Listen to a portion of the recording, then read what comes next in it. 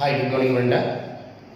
See, last class we will discuss about some of the general characters. Now today we will go for main topic, that is the first phylum, that is called as a Porifera. See, the group of species is called as a genus, the group of genus is called as a family, the group of family is called as a class, the group of class is called as a order, the group of orders is called as a, it is under the phylum, that is called as what? Porifera. See, the first phylum, that is called as a Porifera. What are the characteristics we have to present in Porifera? Simply, actually, as per NCERT, they have a explanation only, they can do small things only. If we go for the state board, they can do a huge explanation. That's why I can explain both the NCERT and also in the state board. See, how we have to learn easily phylums. I can say totally 15 general characters you can apply for all the phylums.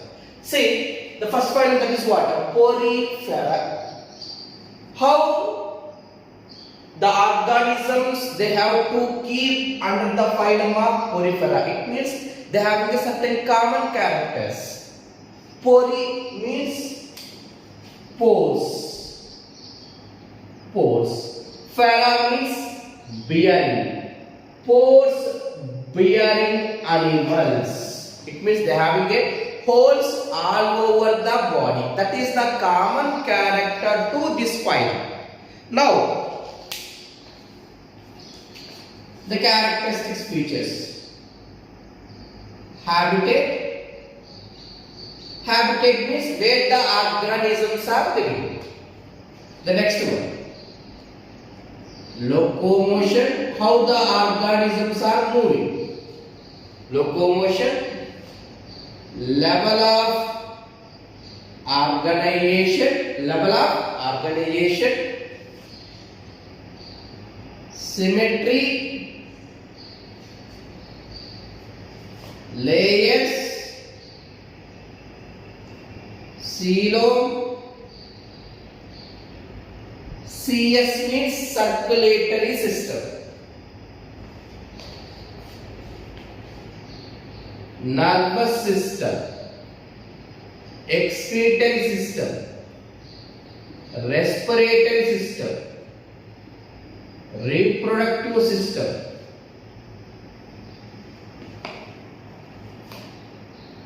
Skeleton. Extra features. Classes. These are the general characters for all the phylums. One is what?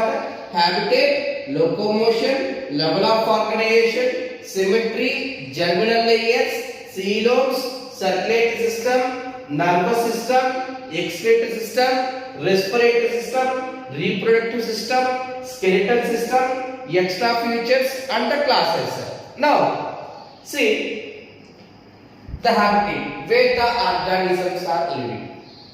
They are the mostly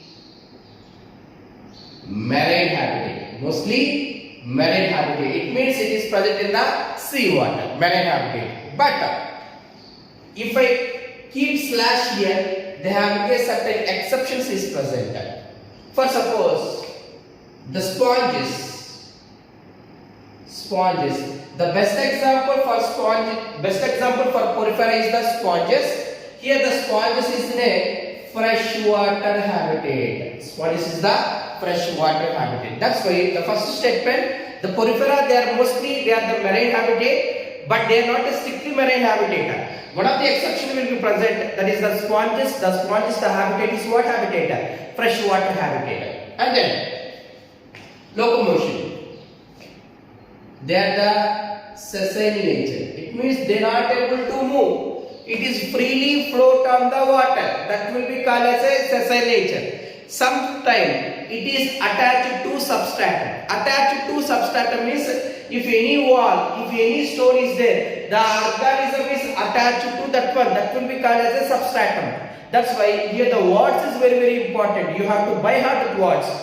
The next one, level of organization. I already said Here the level of organization is what level? Cellular level. These are multicellular, but between the cells there is no coordination. That level is called as a cellular level. I already said. Suppose if there is no coordination is not there, means nervous system is developed or not developed. Here the nervous system is not developed. That's why here I can write about nervous system. Here the nervous system is absent because there is no coordination. Nerve cells are absent in the phylum Porifera. It is very important one. And then symmetry. See, here the symmetry is the asymmetry. Symmetry is what symmetry? Asymmetry. And also here they also see the radial symmetry. They can see the radial symmetry. That's why mostly the symmetry is what type of symmetry? Asymmetry. Some organisms they can show asymmetry. The symmetry is called as what? Radial symmetry. I already explained about what is asymmetry, radial symmetry and bilateral symmetry. Next, layers. These are the diploblastical nature. Diploblastical nature. Diploblastical nature. First suppose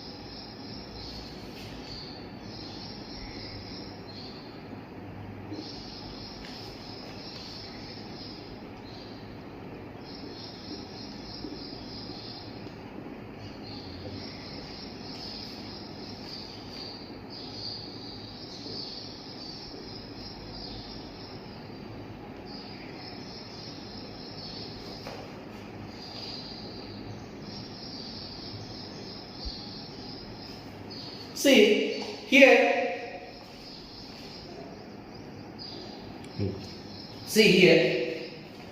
This organism having a two layers, ectoderm and endoderm.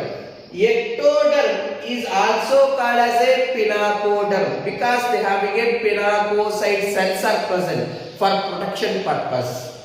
And the inner one that is called as a endoderm, it is also called as a coenoderm. Here they having a specialized cells, that cells is called as a coenocytes. What is use of the coenocytes? Coenocytes, the use is the intracellular dilation. Intracellular dilation. It means, see here they having a pores. They having a pores. That pores is called as a ostia. It means through ostia, the water is enter into inside of the body cavity. When the water is enter into inside of the body cavity, they have so many foreign particles is present. By the presence of these coenocytes, they can be undergo for the intracellular digestion for breakdown that foreign particles, and they can get the energy. And then here the metabolical wastes are formed.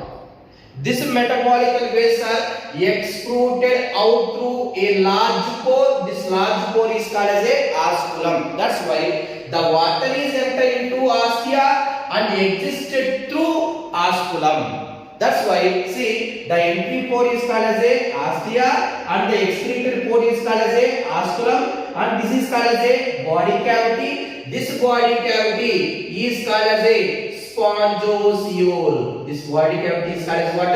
Spongoceole. That's why see here how many layers? It is the diploblastical nature. That's why here they having a ectoderm and endoderm. Ectoderm is also called as a pinacoderm. Endoderm is also called as a coenoderm. This coenoderm they having a specialized cells. That cells is called as a coenocytes. This coenocytes is mainly used for the intracellular digestion. Now coelom. We are not able to discuss about the coelom. At what time we will discuss about the coelom? If the organism having a three layers, that is the ectoderm, mesoderm and endoderm. But here they having only the two layers. That's why we are not able to discuss about the coelom in Porifera and also Cnidaria and also Ctenophora. Why? Because the three phylums are the diploblastical nature. They are not a triploblastical nature. Next. circulatory system. See, here the circulatory system is the water canal system. Water canal system. Water canal system is through water, the transport of gases, the transport of food materials, everything will be takes place. The type of system is called as a water canal system. And then nervous system is absent. Excretory system. Can I say excretory system is through osculum? Why? Because through osculum only the waste material will be excreted out.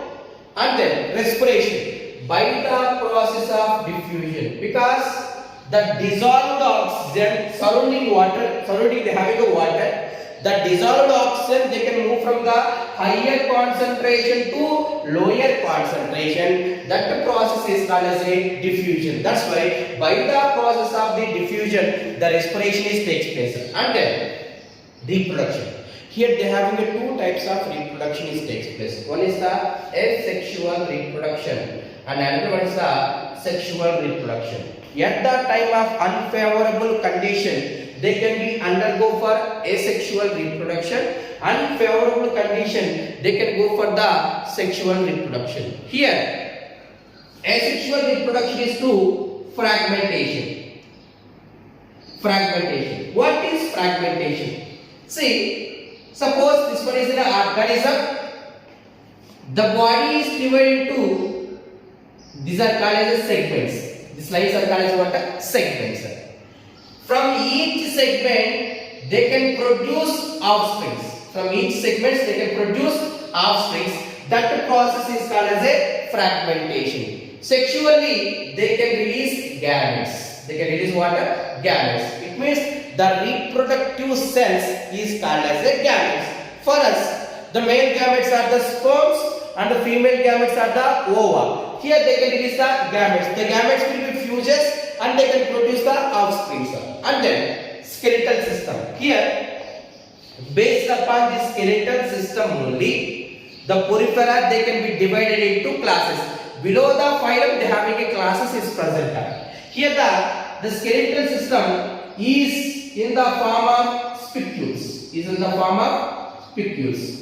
This is called elevations and depression. That is called as what? Spicules. These spicules, either it is made up of calcium, either it is made up of silicon, either it is made up of spongin fibers. Spongin fibers. Based upon the formation of spicules of calcium, silicon and the spongin fibers, based upon this the phylum they can be divided into three classes. Here, based upon this formation of these spicules, for suppose if the skeleton is made up of a calcium, it is under the class of calcarea. Calcarea it is in a class name. Silicon, hexastanida. Spongin fiber, demospongia. That's why, based upon the formation of these spicules, if it is made up of calcium, it is under the class of calcarea. When it is made by silicon, it is under the class of hexastanida. When it is made up of spongin fiber, it is under the class of these spongin fibers. Now, what are the classes? We will discuss about that tomorrow. Okay.